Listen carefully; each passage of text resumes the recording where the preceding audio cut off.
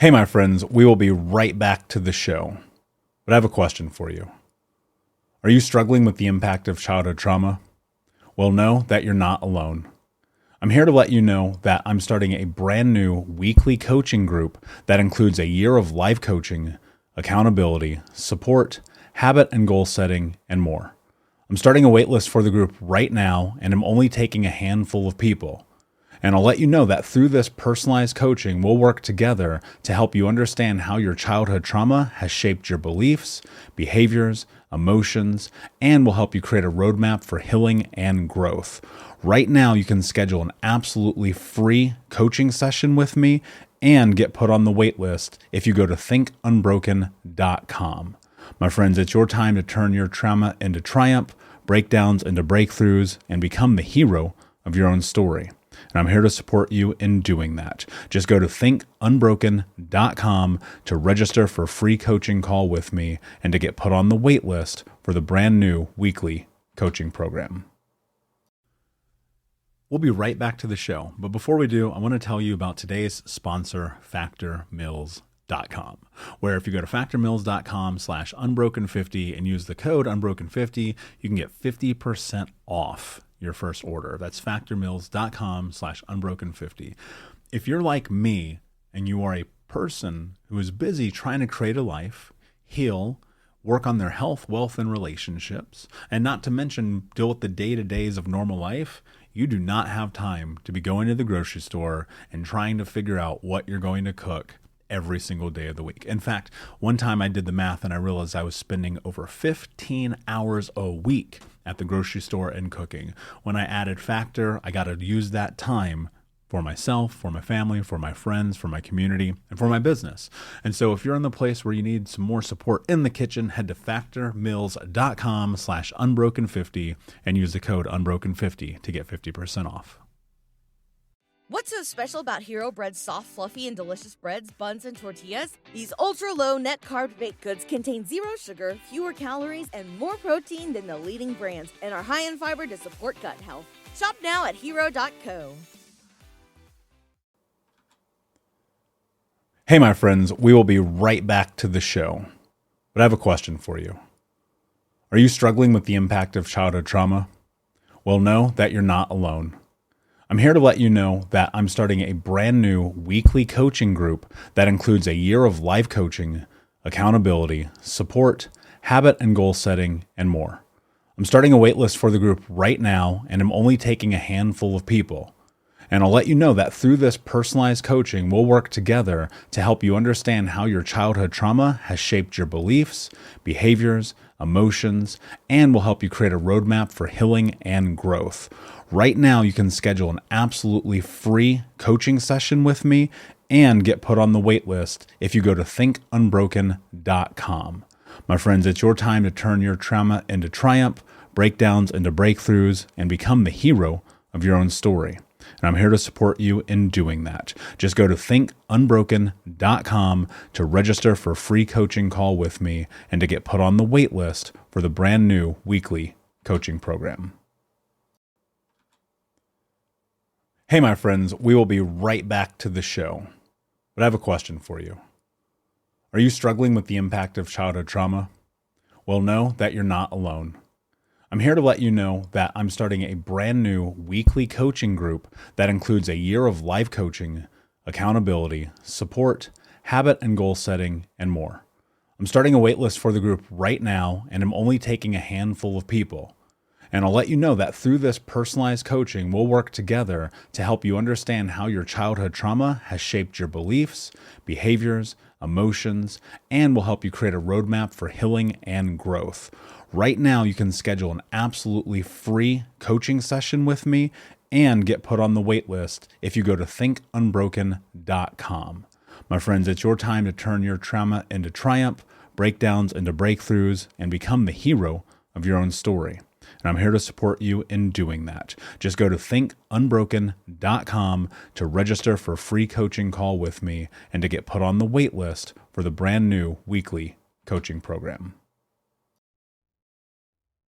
I often think about death. And I think about it in this way in which I try to remember that without death, there can be no life.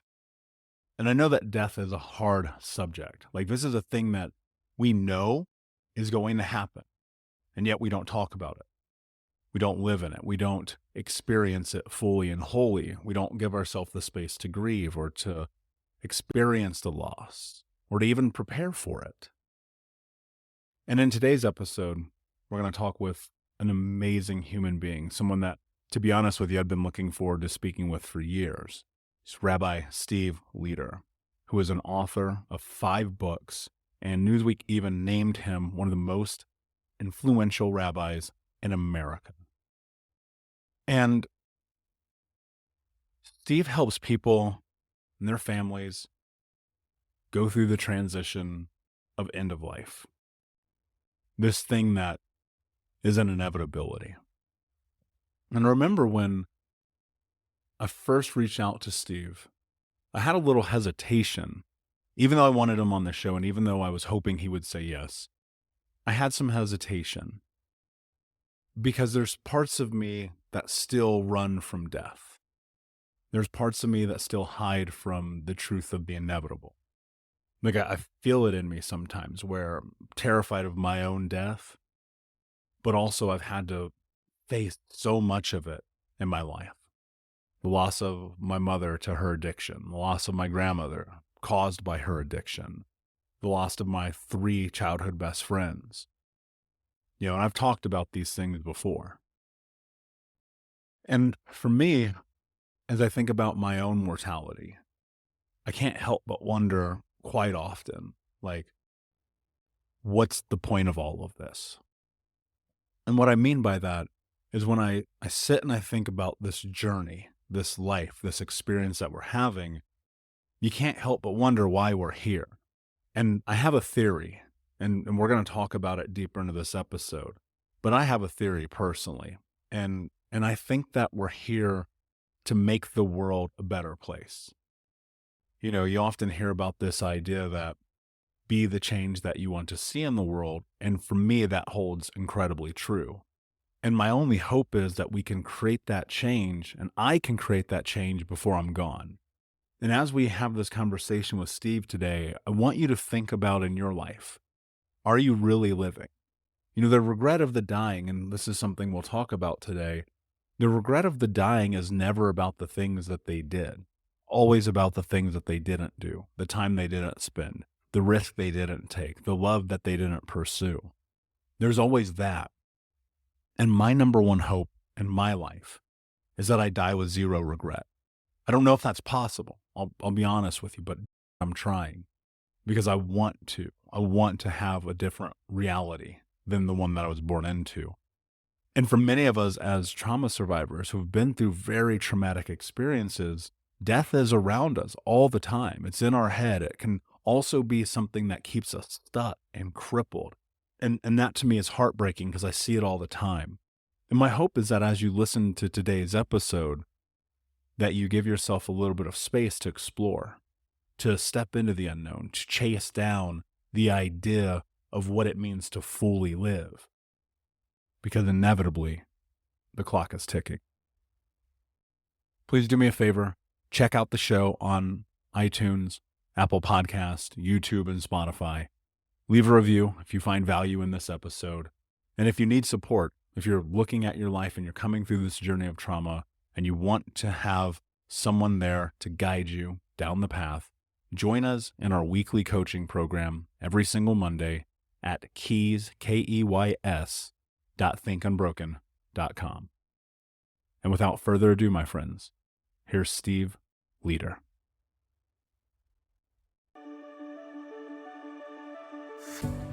You're listening to the Think Unbroken podcast, and I'm your host, Michael Unbroken. I'm an author, speaker, coach, and advocate for adult survivors of childhood trauma and abuse. In this podcast, you will learn how to transform your trauma into triumph, turn breakdowns into breakthroughs, and go from victim to being the hero of your own story. You can learn more at thinkunbrokenpodcast.com, and of course, check us out on Apple Podcasts and Spotify at Think Unbroken Podcast.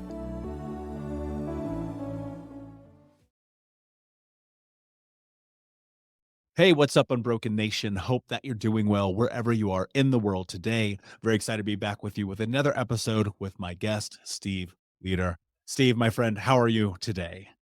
I'm well. I'm really looking forward to our conversation. I think you and I will have a lot to talk I think so as well. And before we dive in, tell us a little bit about your backstory and how you got to where you are today. about. Very quickly, I grew up in a working class family in a suburb of Minneapolis called St. Louis Park. I'm one of 5 kids. My parents were 17 and 18 when they got married, both fleeing incredibly abusive parents of their own. And they had 5 kids before they were 30. No safety net. My dad and my uncle owned a junkyard called Leder Brothers Metal, and it was a junkyard. And I worked there as a kid every summer and on weekends. And my parents were certainly doing the best they could, but I was the 4th of 5, and I think I was kind of just raised by wolves. I don't know. They weren't around that much, and were kind of overparenting when I came around. When I was 14, I was playing drums in a rock and roll band and smoking weed every day in 9th grade. But my grades were good, which was the only thing my parents ever checked in on. And then I got arrested for shoplifting Bob Dylan albums with my bandmates from Target. This was 1974. So I was pretty enlightened, I think, at the time. But and my parents were on vacation in Florida, and my big sister Marilyn had to pick me up at the police station and take me home. And I had to call my parents on vacation in Florida and tell them what happened. And they came back. To make a long story short, they realized they should probably start paying some attention to me and keeping their eye on me. And they went to see our rabbi, because in my cosmology of my youth, everything was a waste of time except working at the junkyard. Except there was one acceptable place we could go, which was the synagogue. So that was the place I went to be around people who read books and to be able to express myself creatively, etc. And my parents went to the rabbi and said, what do we do? Steve's on the wrong path. And he said, well, you need to change his peer group. So they sent me to this Jewish summer camp. I had just turned 15 in Oconomowoc, Wisconsin. And I stepped off the bus and fell in love with everything. The pretty girls from Chicago, because if you grew up where I grew up, Chicago was like going to Paris, and that's that.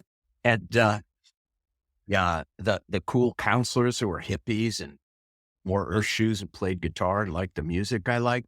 And it was the first time I ever saw a young rabbi in shorts and a t-shirt who could throw a baseball.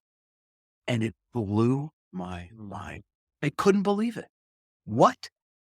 Rabbis? What? They can be regular, normal people? Because my rabbis were these kind of old, scary guys with crooked teeth and greasy hair. And, I couldn't relate, but wow.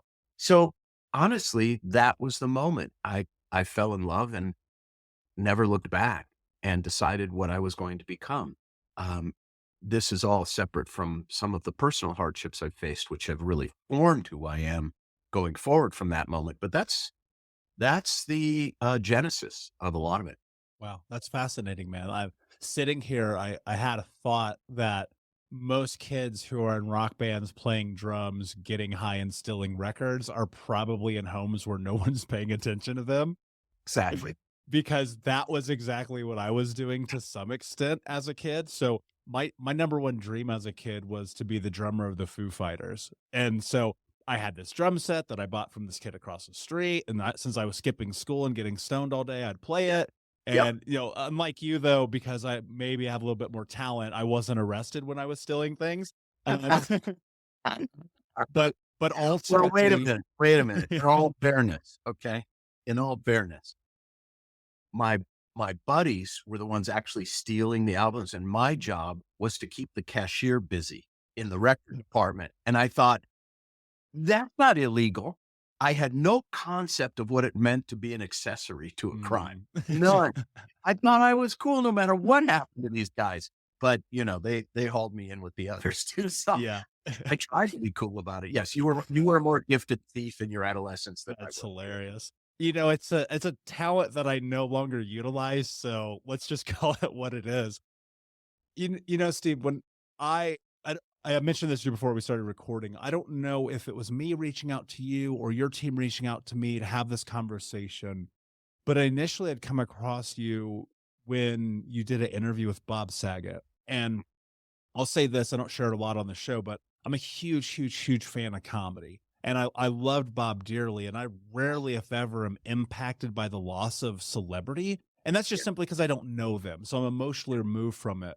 But growing up in the 80s and seeing Bob on Full House and then finding out he's the dirtiest comic of all time, Yeah. right? And really that sparking this further love. When we lost him, dude, I felt a visceral physical response. And so in listening to that conversation, I hate to use the word irony because it doesn't really apply here, but the conversation you guys having about death and the work that you do, to watch you have that experience with him prior to this loss, I was like, man, that must have been really beautiful to be able to look back on and be like, I got that time.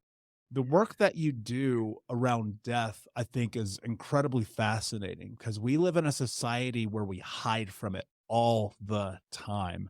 Mhm.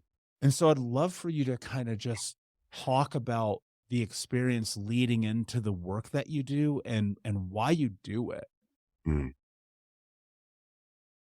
Well, first of all, I left out a small piece of the origin story, which is as far back as I can remember. Well, the farthest back I can remember is fourth grade. And it was Miss Hollingsworth class. And there was a girl in that class who was different than all the other kids. Now, we didn't have the language in the 60s. We didn't know what on the spectrum meant. Nobody said it. We didn't know about autism. I just knew she was very different. And I remember fantasizing about going to Miss Hollingsworth and saying, could I just have a few minutes alone with her? Because I think I can help her. For some reason, I was compelled to run toward the fire. And I have been ever since. And I don't know why. So that's part of what led me to the work of being a rabbi is I am interested, in fact, almost only interested in the muck of life, in the brokenness of it all, in the scar tissue, in in hope and regeneration. I want to be in the front row seat to life. I've always been that way.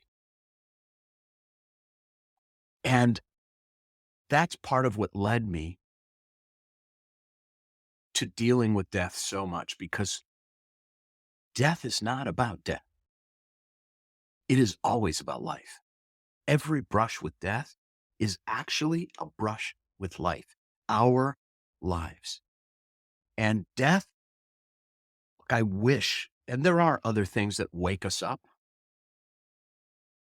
but death is the great teacher. And in some ways, death is the only teacher. Kafka said the meaning of life is that it ends. And it is really that simple. So I know that the more I am thoughtful about death, the more seriously I take my own life and the life and love of others. I mean, imagine for a moment if we were deathless creatures. Imagine if human beings never died. Think about what meaning would life have at that point? None. Zero. There would be no ambition. No one would get married. No one would build. No one would have to do anything because there would be zero sense of urgency. And I got more interested in writing about all of this when my father died. Because when my dad died, I had to take this journey from Steve Leder, the rabbi, who thought he knew so much about death and loss because he had vicariously helped 1,000 families through it. and discovered through the journey of my father's 10 years of Alzheimer's and his death, how little Steve Leder, the rabbi, knew about death and loss and life until he became Steve Leder, the son. That's powerful, man, because what strikes me in that is ultimately we have to face reality. And when I'm going to put this into my own scope for a moment, the only way I've been able to effectively help people change their life is two ways. One, really, really, really trying to ingrain in them that I'm not the one doing it. And two, that I have been there.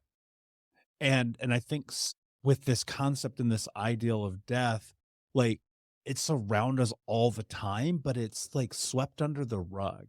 Oh, You know, especially in America, especially in it's America. it's wild to me, right? And you look at that, and I remember my first experience with death was very young. My uncle, I've never shared this on the show before, so Unbroken Nation, bear with me. My uncle on New Year's Eve, 1990, drove his car off the side of an overpass and was decapitated by the seatbelt because he was drinking and driving. And at the funeral, I will never forget this. I went up to my grandmother and I said, "What's going on? Why are we here?" And she said, "Just go play." And it made me think about how, like, when little kids, when like their fish dies or whatever, their parents just like replace it. And you're like, I isn't that dismissive? Yes, I wrote an article 2 months ago for Women's Day magazine called "Don't Flush the Fish," because it's an opportunity. It's an opportunity to begin to help children realize that death is not something we run from, that death is an opportunity to glorify and magnify life, and death is an opportunity for gratitude and humility and reassessment and pretty much every good instinct human beings are capable of. And, people call me all the time and say, "Steve, the funeral tomorrow, should I bring my 5-year-old?" And my answer is always the same. If a child is old enough to remember, as you were in 1990, if a child is old enough to remember not being allowed to participate, they need to be there. Because what they will remember, therefore, is death is something you stay away from. Death is something you play and pretend doesn't exist. That's the message your grandmother gave you. And here's the crazy thing. When there's a 5, 6, 7-year-old, 4-year-old at a funeral that I'm officiating at, I always get there early. I talk with them a little bit about what's going to happen. These kids are fearless. They don't fear death. They get that from adults. Mhm. I say, "Do you want to go see?" And they take my hand and they're fascinated by the lowering of the casket. They're standing right there holding my hand, looking down. And is that Grandpa? I said, "Well, that's Grandpa's body. And it's going to be put in the ground so it can return to the earth where everything comes from." And they're fine. We're the ones with problems. And your grandmother made a mistake 32 years ago that you still remember like it was yesterday. Yeah, that's such a great point, man. And you know what ended up happening is because I was so removed from that. So I've had like everyone, right? Like you're going to have to deal with death. Like it's a part of this game. Like you can try to avoid it, but I promise you, as much as I know the sun's going to rise tomorrow, Yeah. you're going to have to deal with it. Yeah. And one of the things that I believe, I'm always looking for causation and correlation, Steve. I'm always trying to figure out like, why do I do the things that I do? How do I get to where I'm at?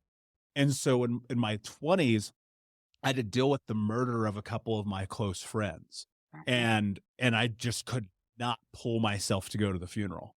Right. I was so removed from it and I shut down in this really and honestly at that time my life was pretty chaotic with drugs and alcohol and a lot of other things, but I couldn't bring myself to do that because it was easier to be avoidant.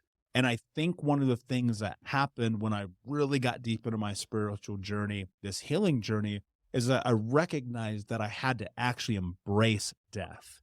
And I Yeah. had this thought process one day gosh, it must have been probably about 10 years ago now. So it's probably like 27, 28. And I thought to myself, if I change my relationship with time and death, I will change the way I operate in the world. Absolutely. It gives meaning to everything. And let me just tell you how important and difficult it is. So I've always had this idea to write a book called How to Have Your Second Child First, but it's a great title, but it's It is. impossible. It's impossible. It's like writing a book to teach someone how to swim. They could read it 100 times over. You put them in the deep end, they're going to drown. Reading about something is different than living it. And I had dealt with really over 1,000 deaths before my father died. And I knew, as you just articulated, that in some general theoretical way, everything dies. Okay, sure, of course. But listen, this is what happened to me. I was 58 years old.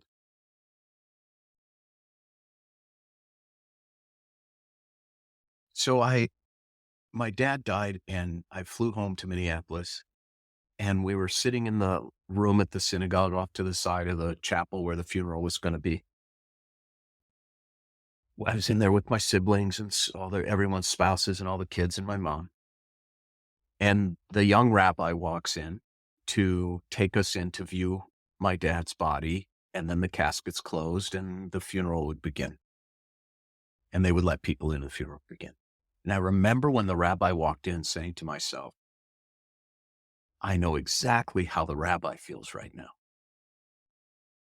but I have no idea how I feel. Because I had walked into that room for other families 1,000 times. I had stood next to 1,000 families looking down at the body of their loved one in front of an open casket. And to be honest with you, it didn't affect me very much. Like I could have eaten a sandwich standing there. And it's not because I'm a cold, hard, feelingless person. It's that it wasn't my loved one. I was there to help them. I wasn't directly experiencing. So this was a new world for me, being walked in to look at the body of my father. Now, in order to understand the power of this, you have to know one thing about me and my dad, which is that at each age of our lives, we looked almost identical. So if you saw a picture of me at 15 years old and a picture of my dad at 15 years old, you would have had a hard time telling the difference. And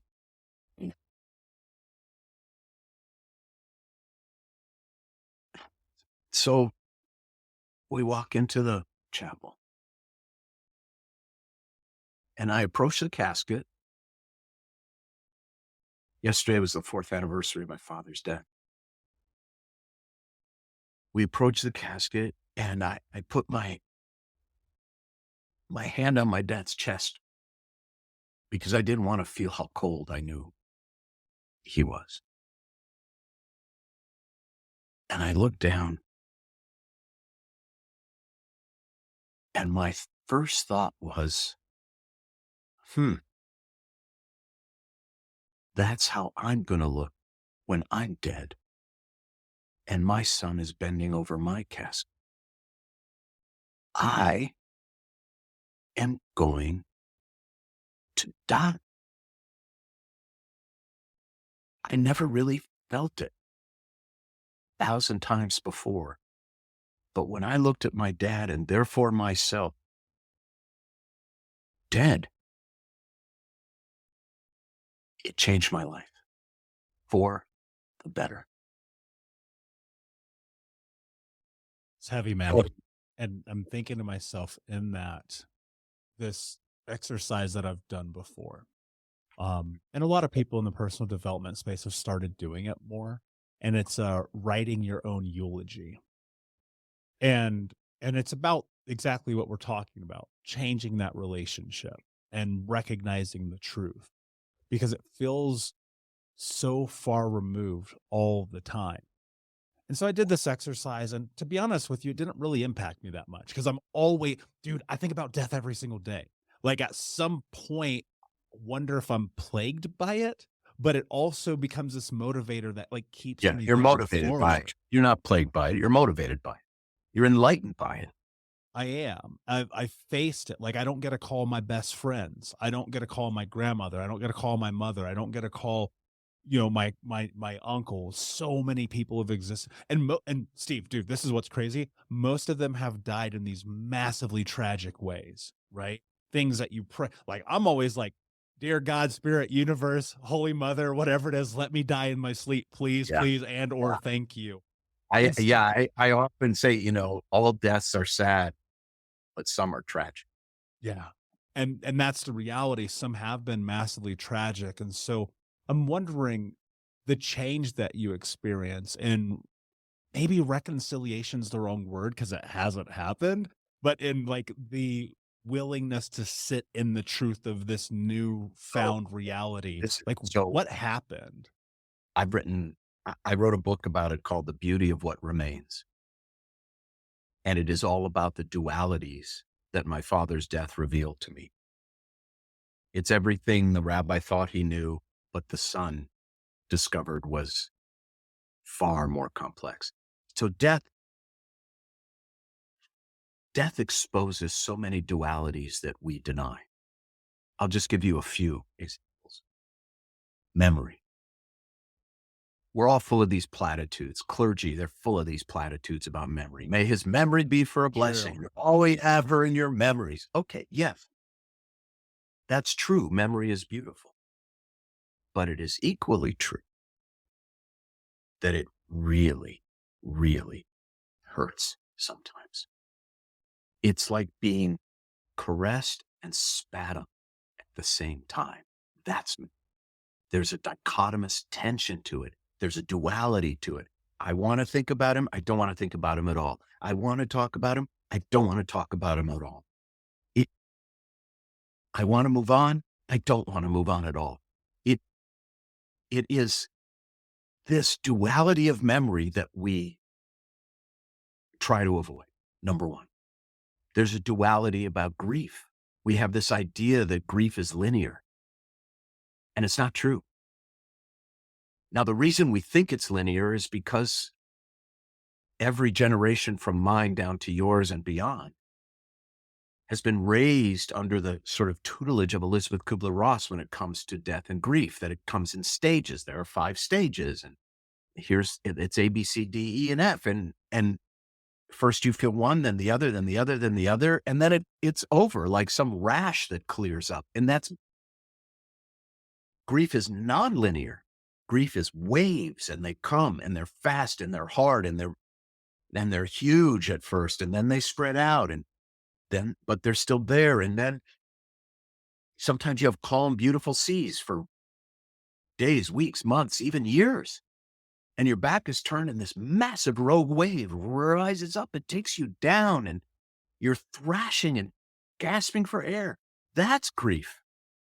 And that means that you need to learn how to lie down when the wave comes and float with it, because you can't stand up against it. You can't. It'll throw you upside down. And it means you have to learn to reach out your hand when you're floating, because very often there's someone next to you who can reach back and help raise you from that suffering. And there's a duality to the material world that death forces us to reconsider. There's a chapter in that book called Nobody Wants Your Crap. And the double entendre is intended. And I'm going to get to your eulogy idea through this vehicle. What is the last word that most people get from their loved one after their loved one is gone? The final words we leave for the people we say we care most about in the world. You know what it is most of the time? It's a last will and testament, which is a boilerplate legalese document written by someone who barely knew us. And it is entirely about who gets what and when and how much of our crap. The jewelry, the money, the paperweight collection, whatever. We fool ourselves into believing that somehow the material will express the emotional. And I say to people all the time, that's like giving someone you love a picture of food. It's So fine, true. right? It's not going to stay on earth. our real legacy to people, what do I really cherish from my father? I have only two material objects from my father. One of the saddest visuals after his death was going into the basement of my parents' home and seeing all of his stuff in a pile on the basement floor because nobody wanted it. Even Goodwill didn't want most of it. I have only two material objects from my father. Neither one of them is worth $5. I have his hat and I have his ruler from his toolbox that he used. Still hard. When I would work with him as a kid, I was like the scrub nurse. Hand me the wrench, hand me the pliers, hand me the ruler. And I have that ruler. It's on my desk right here. But what else? What do I have that's really a treasure? I have his guidance, his blessings, his wisdom, his failures, his shortcomings, his hopes and dreams for me. That's the greatest treasure we could bequeath to the people we love. And so few of us actually take the time to articulate it. So I wrote this second book after For You When I'm Gone, after The Beauty of What Remains, called For You When I'm Gone. And in it, it's exactly what you're talking about. It poses 12 questions for every person to consider so that he or she or we or they can tell the truth of their life. You know, an obituary is the facts. A eulogy is the truth. Right? So the fact that I was born in St. Louis Park, Minnesota on June 3rd in 1960, that's a fact. It may be the most important fact in my life, but it doesn't tell you anything about it. Now, if I were to say to you, when I was a little boy and the stress of my parents' marriage and my father's harshness and the chaos in my house, I would get in the canoe and canoe on the Minnehaha Creek that ran through my backyard and find comfort and solace in nature and the aloneness of it all. And I still seek that same comfort in nature. How you know a truth about it. And I didn't tell you a single fact. So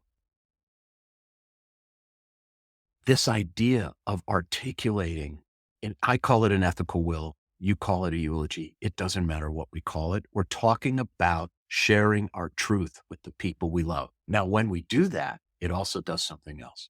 It's not just a bequest to them. You write your own eulogy.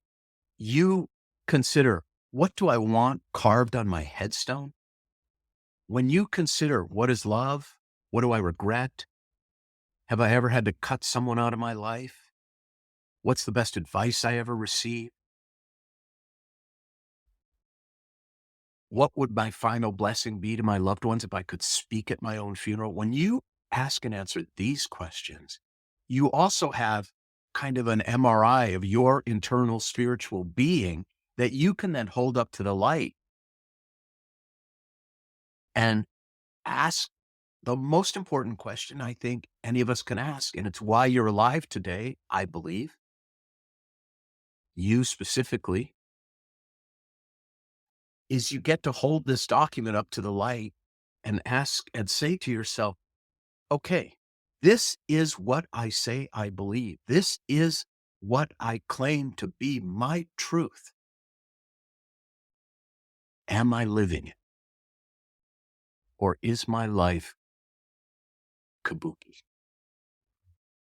Yeah, there's a few different thoughts that come to mind. First, when you say, what's on my tombstone? Well, my brain goes to pepperoni and cheese. Um, right. But yes, but really, But let me real, ask you, let me ask you this the question differently, the way I ask it yeah. in the book. When you die and your family is asked to make a decision about what's going to be carved on the headstone at your grave, they're in most places told you have 16 characters per line and 4 lines total. That's half a tweet. So now we are engaged in a real exercise, powerful essentialism. when you have to distill your truth down to 70 characters, now what? Because the truth is, it's not going to say pepperoni and cheese. No, it's not. But 90s marketing got to me, man. Yeah. The thing that it would say, no, is I've thought about this a lot, man. It really, really matters to me. It would say he became the change that he promised he would become. He lived his truth. Yes. 100%. Because And I if think that's your about, goal, please. then you get to reverse engineer your life. Most people, I spend a lot of time in cemeteries, no surprise. And I'm always struck by the fact that despite each of us being unique, and we all lead unique lives, you walk through the cemetery, almost every headstone says the same thing.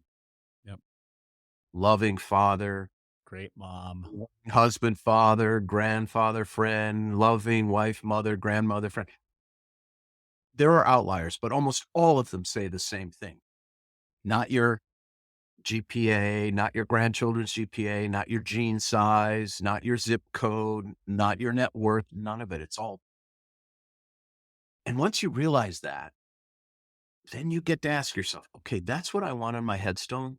Loving husband, father, brother, grandfather. And I haven't called my sister in 6 months. Really? I'm out of alignment. The unhappiest people I know are people whose professed values and lived values are not the same.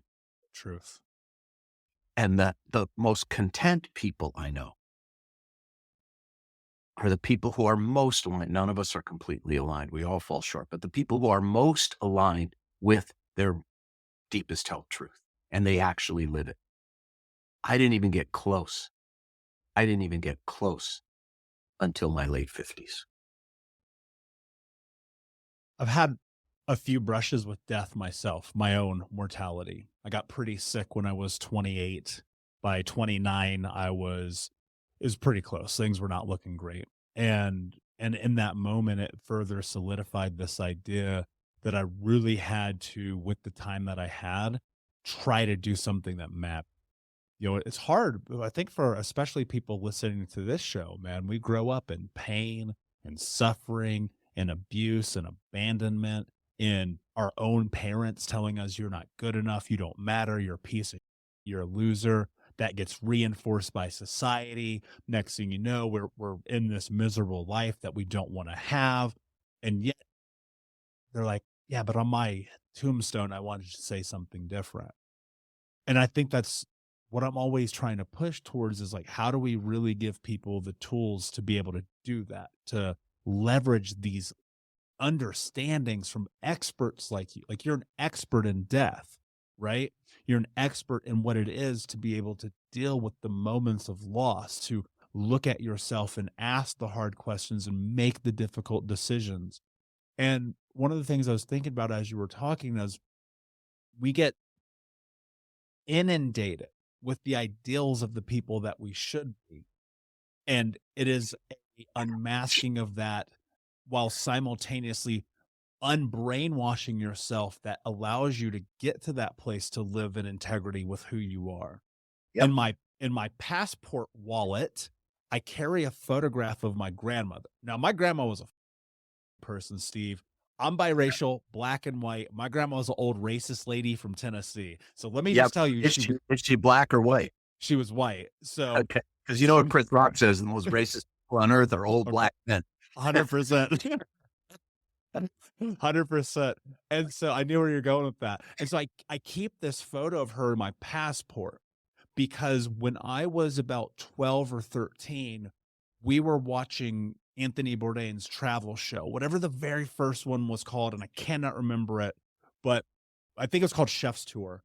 And we were watching it, and I looked at her. She's in this rocking chair, chain smoking, Misty Slim 100 cigarettes, playing this electronic poker device. And I look up at her and I go, I'm going to travel the world one day. And she goes, I don't think you should do that. It's scary out there. I don't think you should go. It's dangerous in the world. Bro, my grandma never even got on a And so I'm keeping this in my passport all the time. I've lived in 12 countries. I've traveled the world. I've done these amazingly beautiful things because I realized the truth. Like, I am going to die, and I don't want regret in my life because someone told me what I can or cannot do. Very often, we learn by negative example. You know, I talked about the duality of death. Well, another duality is the cognitive dissonance we have for the people we love. We love our parents, we hate our parents. We love our parents, we hate our parents. You love your grandmother, you hate your grandmother. You love your grandmother, you hate your grandmother. We all have that. Now, here's the deepest part of that for me. All of these dualities. Dualities definitionally are irreconcilable, right? They cannot be reconciled. Making peace with the impossibility of reconciling the duality, for me, is a resolution, is a reconciliation. Making peace with what cannot be reconciled. You couldn't be your grandmother and yourself. It's impossible. And making peace with that liberates us. And you know, your story about your grandmother, who essentially taught you how not to live, it reminds me of this. There's this theological concept called negative theology. In Latin, it's via negationis, by way of the negative. And basically, and I'm oversimplifying, but basically it is that you can understand what God is by deciding what God is not. The way I like to think of this in life, not theology, but in life, yours and mine, is like a beautiful marble statue. That beautiful marble statue started out as a solid block of marble, and it took a skilled artisan, a skilled sculptor, to remove everything from that block of marble that wasn't beautiful. That beauty of that sculpture was hiding within that block of marble all the time. But it took a chipping away of so much to leave behind what was beautiful. And death chips away and strips away a lot of nonsense from our lives. And another way to look at it is that behind every no is a yes. When you say no to one thing, you are simultaneously saying yes to another. And so death strips away so much. When you realize, I am going to die, it really declutters your life and leaves behind so much that's beautiful. It changed, my father's death changed my attitude to money, for example. And my dad grew up on public assistance, which today, we call welfare. And he was born in the 30s. A lot of people don't know this, but Jews were the second poorest minority in America on welfare in the 30s because they were all immigrants. They came with nothing. And my dad, who was not poor, we were not poor, but we lived like we were poor. We weren't rich, but we lived like we were poor. My father, just to give you one example, reused his dental floss. Yeah, for real. Because it was a perfectly good piece, so that was my dad. And I lived that way because of it. That was my father's equivalence of your grandmother saying it's a dangerous world out. My father, I was raised with an extraordinary fear of impending poverty. Disaster looming around every corner. I would come home from college. My dad would say, come take a walk with me. We go out in the backyard and he'd say, you see that tree over there? I buried some gold coins under there in case we ever have to, make a run for it. What? The Nazis are coming to St. Louis Park, Minnesota? What are you talking? But this was my dad. And when he died, I realized that's just wrong. And life is to be lived and money is to be spent, not recklessly, but spend it. I'm going to die. Therefore, I want to really live. And it's this stripping away of death that is such a powerful and beautiful embrace with life. I'm curious, a thought came to mind as you were going through this, that, and I believe, obviously I can't ask her, but I believe in my heart, this is the way that my grandmother lived. I believe that she was so scared of death that she actually never lived a moment. Right. Right. I'll tell you something else. This is something I talk about in For You When I Am Gone. Many years ago, a psychologist named William Marston did a study. He asked 3,000 people what they were living for. 94% of them answered with an event or reality that was going to occur in the distant future. They were living to pay off the mortgage. They were living for the kids to go to college. They were living to have grandchildren. They were living to retire. 94% of us waiting to live rather than living. What were the 6% doing? How were they thinking? They were thinking, like, I'm enjoying my life. Why is there such a big discrepancy? Well,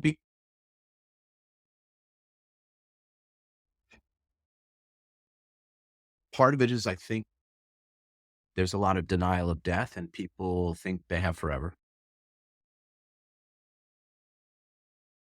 It couldn't happen to me. And part of it, I think, is that we live in a culture of deferred gratification. We don't really live in the moment very much in this country. I remember one of the kids that I worked with, I've worked with thousands of kids over the years, obviously, as, the rabbi of a big synagogue. One of our kids went for her junior year of high school to Central America. She was a very thoughtful, very bright kid. And when she came back, I said, well, what did you learn? What's different there? She immediately said to me, people are happier there. So what do you mean? She said, well, they have much less than any of us have here. But they eat together, they cook together, they sing together, they dance together. And they're happier. And I think that's what the other 6% are doing. They're living. They're not waiting to live. How do we get people from waiting to live into living? What do we have to do?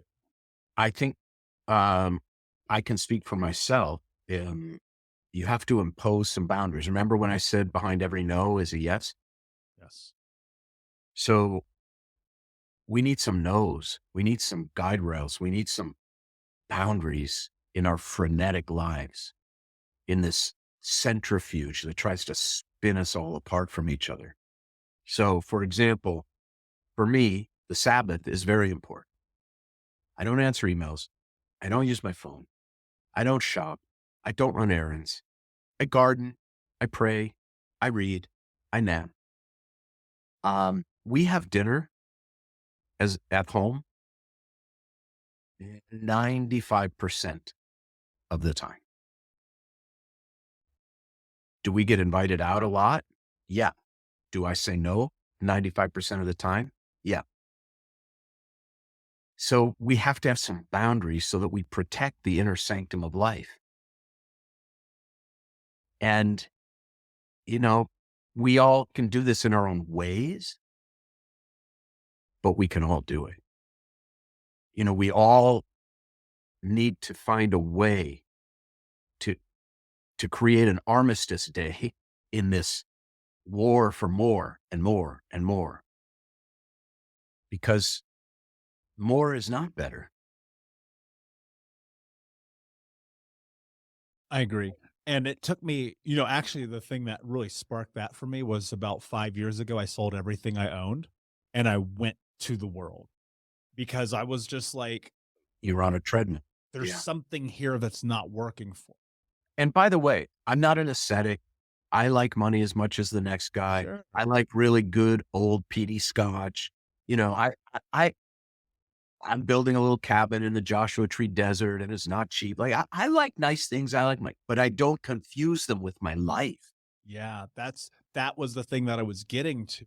You know, to me, when I sat and I wrote my first book, it was sitting on the beaches of the islands of Thailand, watching the sunset, drinking a coconut, right? Am I working? Yes, but I'm working in this thing that I wanted, not behind the desk, not in the cubicle. Dude, I used to have to wear khakis to work. I hate khakis more than I hate anything on planet Earth. And it Yes. was like, what do you have to do? I asked myself when I was 26, I was heading into 26. I hit this massive rock bottom in my life. Like it was death or anything, right? And I said, what are you willing to do to have the life that you want to have? And my answer was ultimately no excuses, just results.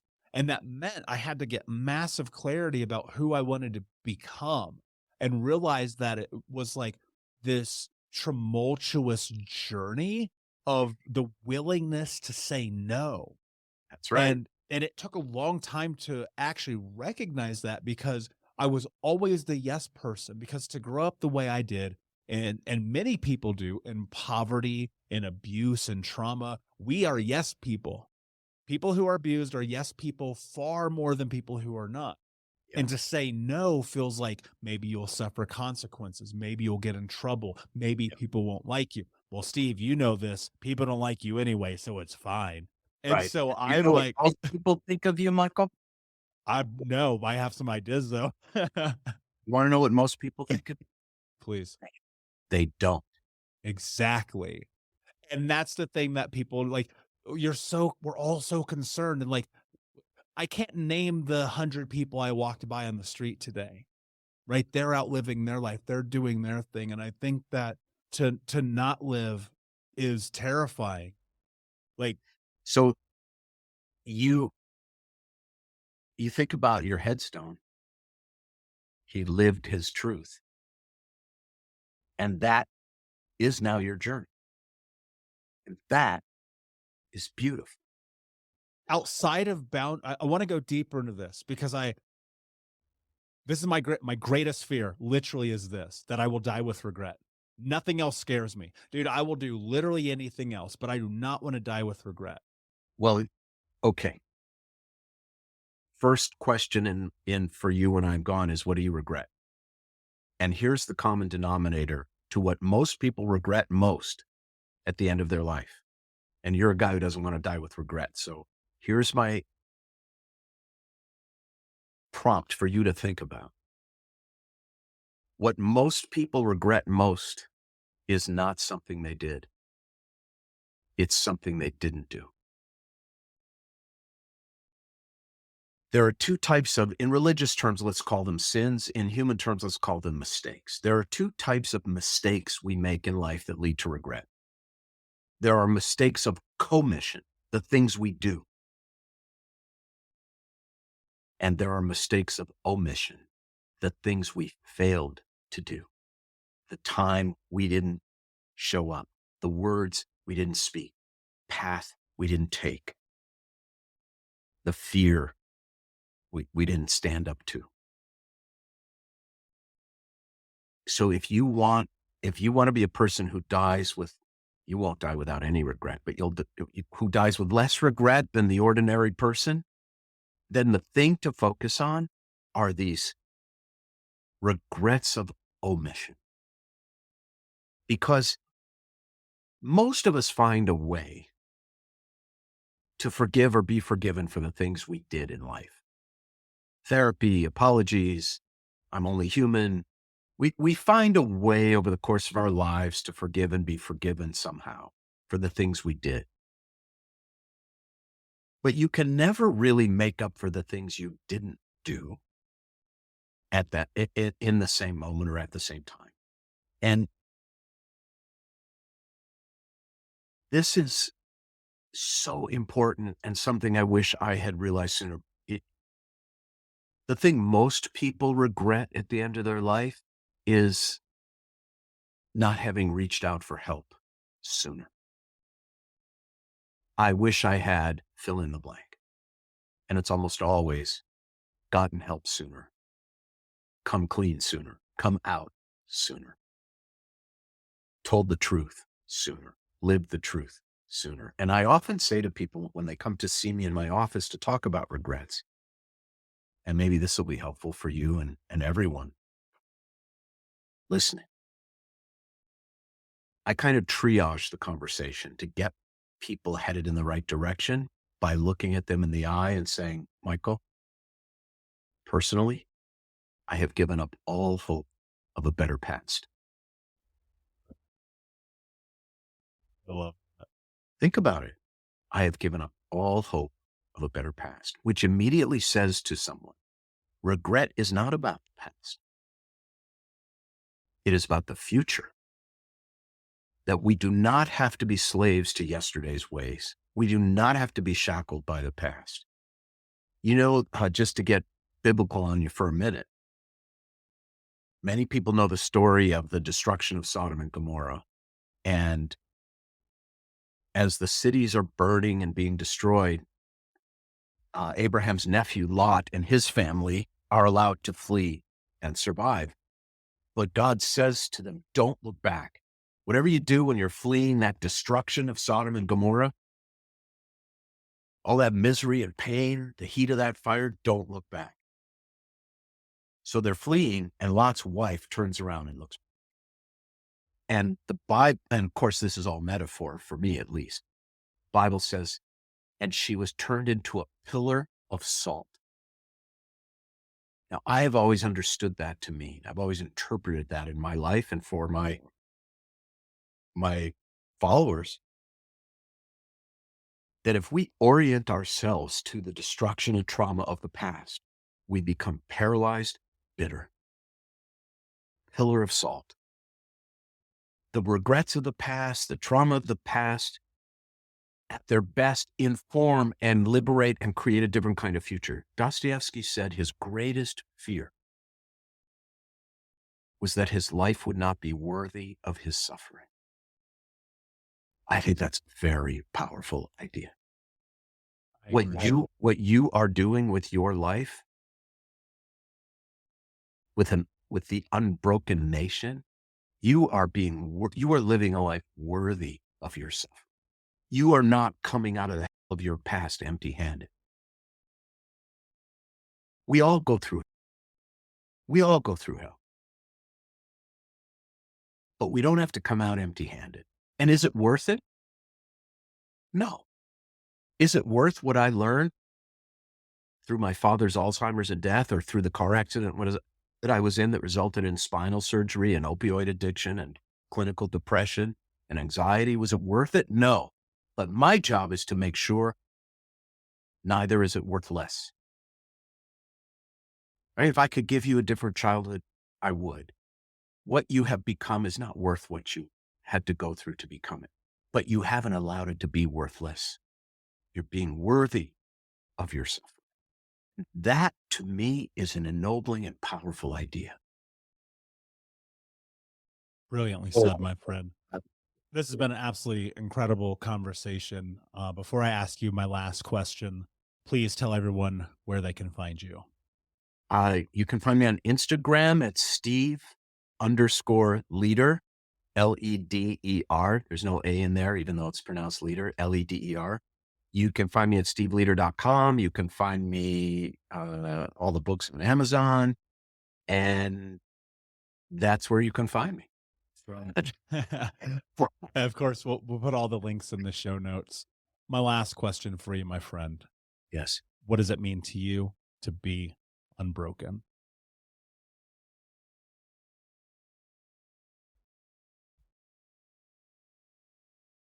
Let me put it to you this way. There's a verse in the Bible that says God puts words upon our hearts.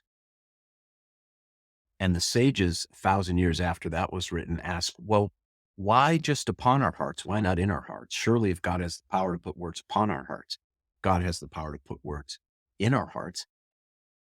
Why just upon our hearts? And the answer that the sages give is so powerful. And it's an answer to your question. They said, God puts God's words upon our hearts. And it isn't until our heart's broken that the words can enter. Which to me means, in a sense, forget the religion part of this. What it means to me is that in a way, in a very real and beautiful way, we are more whole. Somehow we are more whole when broken. That pain cracks us open in a way we can't otherwise be open. And so paradoxically, and I'm fascinated by dualities, to be unbroken means to be means to be broken.